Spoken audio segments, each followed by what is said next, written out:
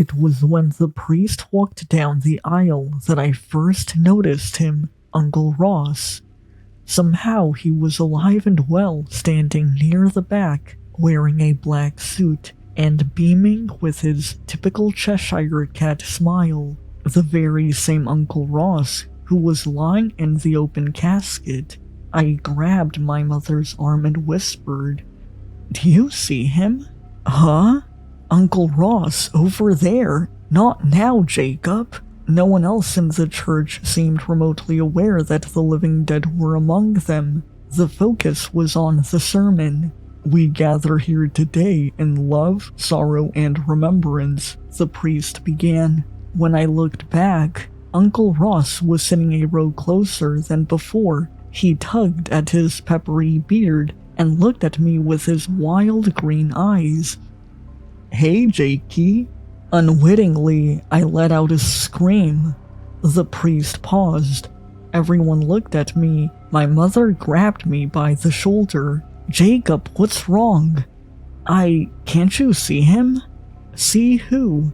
Everyone gave me the side eye, clearly perturbed by the spasm of a young boy. No one seemed to notice the obviously visible smiling Uncle Ross amidst the crowd. I pointed to where I saw him, standing 3 pews down. "Uncle Ross," I said, half whispering, half confused. My mother glanced back and shook her head. She grabbed my hand with a stern look. "Are you going to behave?" Everyone was looking at where I had pointed to. No one appeared to notice Uncle Ross, but I could see him. In fact, my uncle smiled at me, looked around himself, and shrugged in a joking way, as if to say, "Uncle Ross? Haven't seen him." I turned and closed my eyes. There was no way this was happening. There was no way this was happening. I focused on the priest, on the old warbly tenor of his voice. "A grandson, brother, and a lifelong employee of SCRN. Our dearly departed made several significant contributions in his life. He had, as many said, a brilliant mind, and always lit up any room he was in." I grit my teeth and glanced back. Uncle Ross was gone. In his spot, empty air. And then a calloused grip touched on my wrist. I looked up. Uncle Ross was sitting beside me, a single finger on his lips. "Shh." A moment ago, the spot beside me was bare, and now my uncle smiled, giggling through his teeth. Fear froze me stiff. "Just pretend I'm not here, Jakey. Don't mind me." My mother hadn't turned an inch. She was ignoring me and watching the priest. "Isn't it funny?" Uncle Ross chuckled. He was speaking on a wavelength that clearly only I could hear. "All these clodpoles think I'm dead. They think I'm dead, Jakey. But that's not my real body. No. That's just the duplicate. That's just the decoy." I turned away from this ghost and kept my eyes on the priest. I didn't know what was happening, but I knew it wasn't supposed to be happening. "I chose you on purpose, Jakey. You were the youngest. It had to be you." My uncle's breath felt icy on my ear. My whole neck was seizing up. "You'll be the one to turn on the machine in 50 years. That's all I need you to do. Turn on the machine in 2044. I'll tell you more when the time comes." He cleared his throat and patted my right knee. My entire lower body seized up too. Uncle Ross left his seat and walked out into the front aisle. "You and I versus the world, kid. Now how about we make this funeral memorable, huh?" Uncle Ross grinned. "Let's commemorate a little." He walked up onto the dais and stood right next to the Reverend. Although we lost him in an unfortunate accident, his warmth, his influence, and of course his scientific contributions will live on for many decades to come. Uncle Ross lifted his hand, made a fist, and then calmly phased it through the priest's head. It's as if my uncle was a hologram. Then Uncle Ross's pudgy two fingers poked out of the priest's eyes, as if the priest was being gouged from the inside. The pudgy fingers wiggled and swam around the old man's entire scalp. The Holy Father froze. A glazed look befell his eyes. Silence in the church.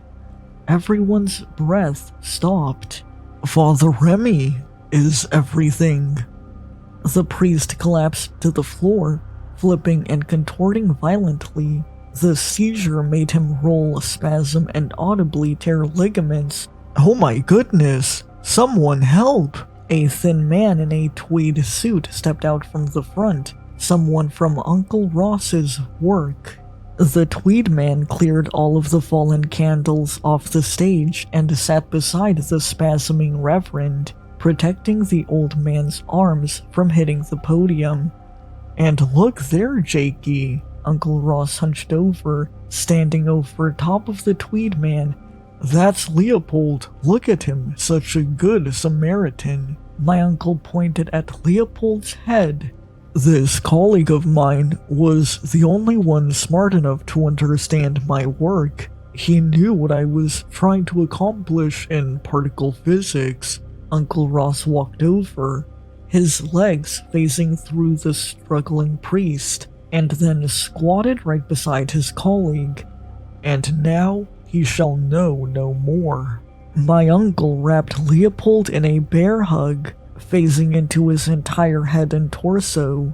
The back of my uncle's head was superimposed over Leopold's shocked face. Blood gushed out of Leopold's nose. He fell and joined the priest, seizing violently on the stage. "Dear God! Leo!" Everyone stared at the daze. There were now two convulsing men whipping their arms back and forth, smacking themselves into the podium. My mom moved to help, but I yanked her back. "No, get away! Jacob, what are you—" My aunt's scream was deafening. She watched in horror as her husband also fell. He rolled in the aisle, frothed at the mouth, and joined the contagious seizure, spreading throughout the church. My uncle stood above him laughing, flopping like fish. I tugged with inhuman strength. That's how my mother always described it, inhuman strength. I pulled us both down between the pews and out the back of the church. After dragging my mom into the parking lot, I screamed repeatedly to open the car and drive. Drive, drive, drive. My heart was in pure panic.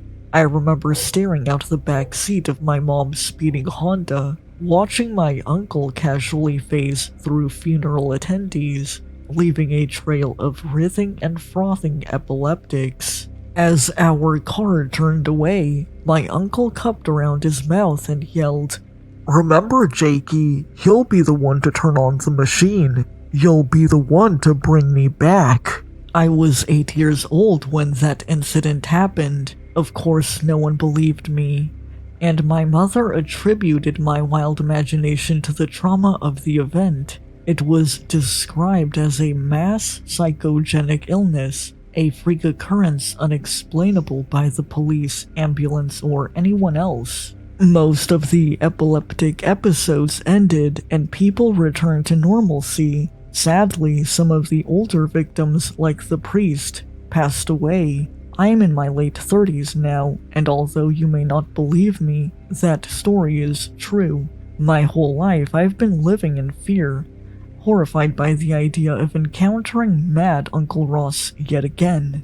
He was said to have lost his mind amongst academic circles, spending his last year at CERN on probation for equipment abuse. People had reportedly seen him shoot high-powered UV lasers into his temples.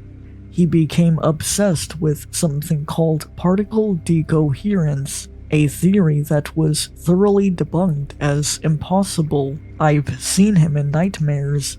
I've seen him in bathroom reflections. Sometimes I can feel his icy cold breath on my neck. I've seriously been worried almost every day of my life that he's going to reappear again at some large group gathering and cause havoc.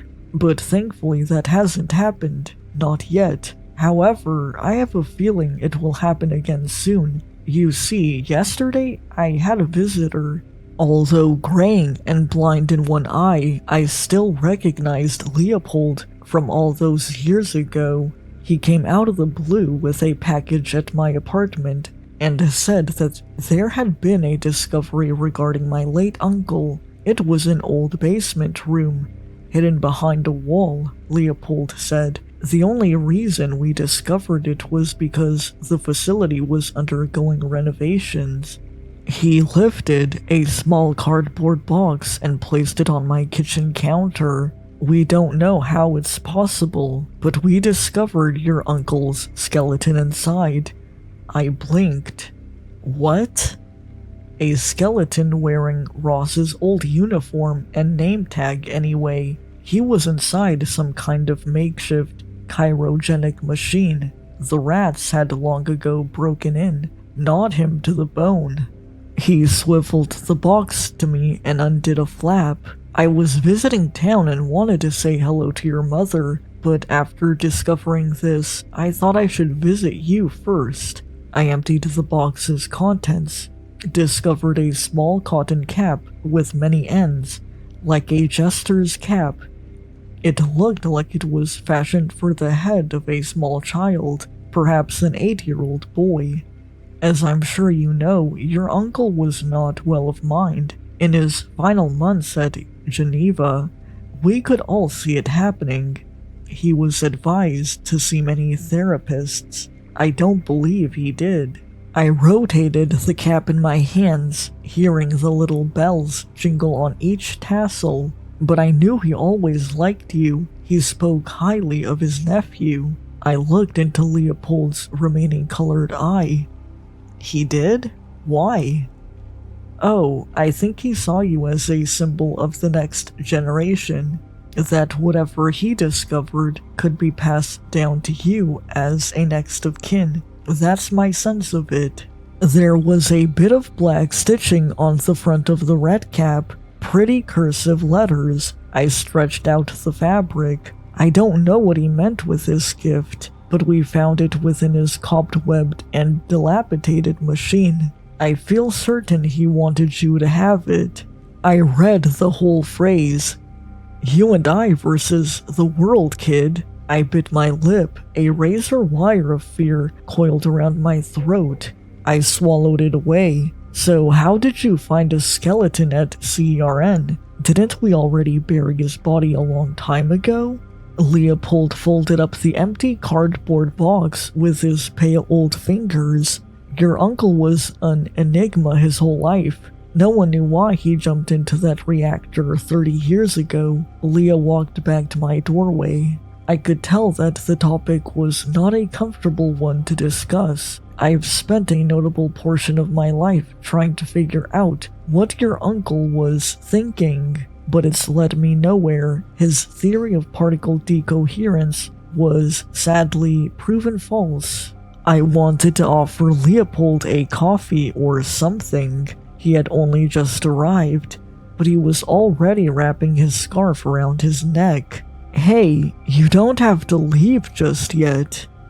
Some kind of heavy weight fell upon Leopold, something too dark to explain. He took a few deep breaths and then, quite abruptly, grabbed both of my shoulders. He wanted you to have it, okay? Just take it. Take the cap. What?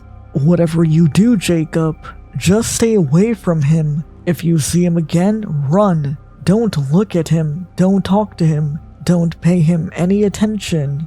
Wait, Leopold, what are you? Your uncle is supposed to be dead, Jacob, and no matter what promises he makes, he's lying. Your uncle is supposed to be dead. He's supposed to be goddamn dead.